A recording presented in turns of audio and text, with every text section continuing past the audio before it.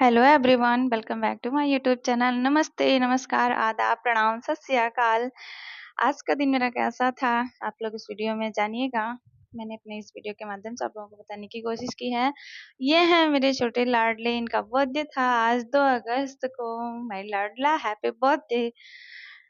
मैं उस दिन भी लाइब्रेरी गई थी दोस्तों। मैंने अपनी पढ़ाई से बिल्कुल समझौता नहीं किया। चाहे कुछ भी हो जाए, तीज त्योहार तब तक हमारे लिए एकदम लिमिटेशन में रहेंगे जब तक कि हम कुछ करके आगे बढ़ नहीं जाते।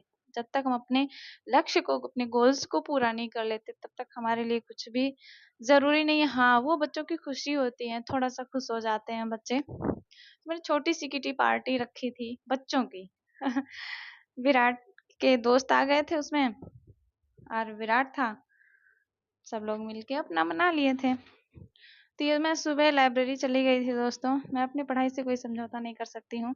मैंने एक मूवी देखी, चक दे इंडिया। मुझे वो मूवी इतना, मतलब बता नहीं सकती।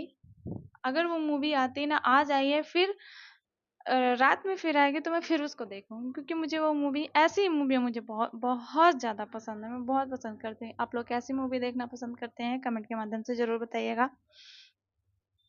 मैं सुबह चली गई थी लाइब्रेरी दोस्तों, अपने 5 घंटे का शेड्यूल्ड। मैं 8 साढ़े 8 बजे तक चली गई थी। उसके बाद फिर 2 बजे तक अपनी पढ़ाई को कंटिन्यू रखा।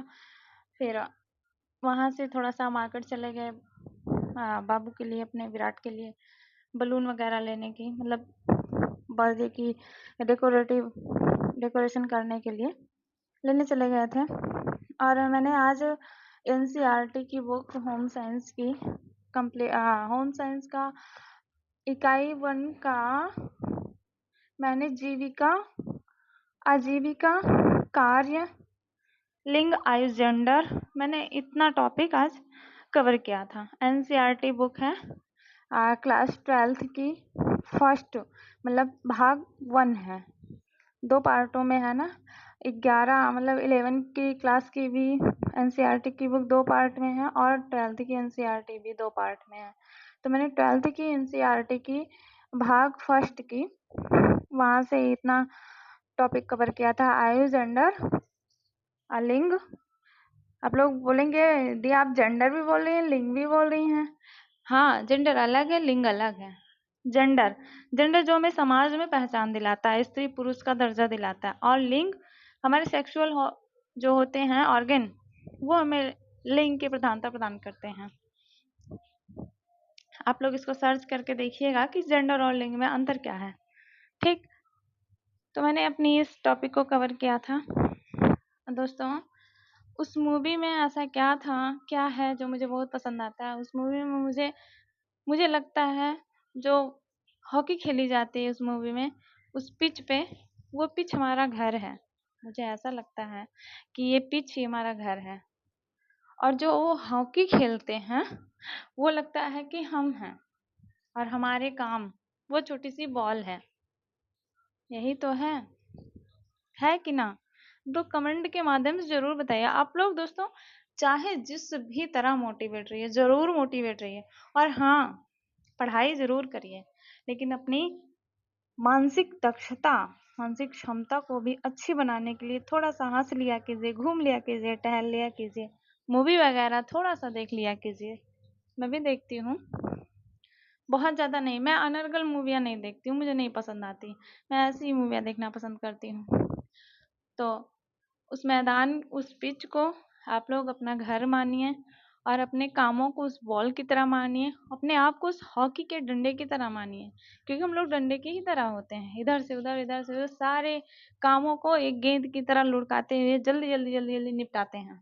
ऐसा ही करते हैं ना। और फिर अपने लक्ष्य को पाने के लिए अपने यथा स्थान पे बैठ जाते हैं, क्योंकि हमें अपने लक्ष्य तो पाना ही है। देखो दोस्तों, जब तक आप सेल्फ डिपेंड नहीं होगे, आपकी कोई इज्जत नहीं है, कोई सम्मान नहीं है। आप लोगों को सेल्फ डिपेंड होना ही पड़ेगा।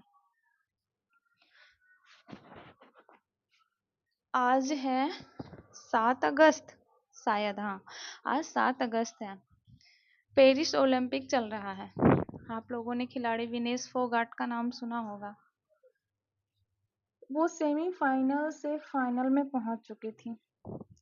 लेकिन उनका वेट वहाँ के रूल के हिसाब से 50 किलोग्राम होना चाहिए था। उस 50 किलोग्राम में 100 किलोग्राम ज़्यादा था। वो वहाँ से डिस्क्वालीफाई कर दी गई हैं। दोस्तों सोचो कितना दुख हुआ होगा उस भारतीय खिलाड़ी को। हम लोग जिनसे आशा करते हैं कि स्वर्ण पदक जीतेंगे, हमारे भारत का नाम रोशन करेंगे, बहुत तकलीफ होती है दोस्तों। ये अपनी पढ़ाई वढ़ाई हम कंप्लीट किए, फिर घर आ गए थे तो शाम हो चुकी थी। और उस दिन 2 अगस्त को सावन की शिवरात्रि भी थी। लोग कहते हैं बहुत ही अच्छी होती है, शायद बहुत सालों बाद योग बना था। मुझे नहीं पता था, बगल की हैं एक दीदी लगती हैं, उन्होंने बताया था मुझे।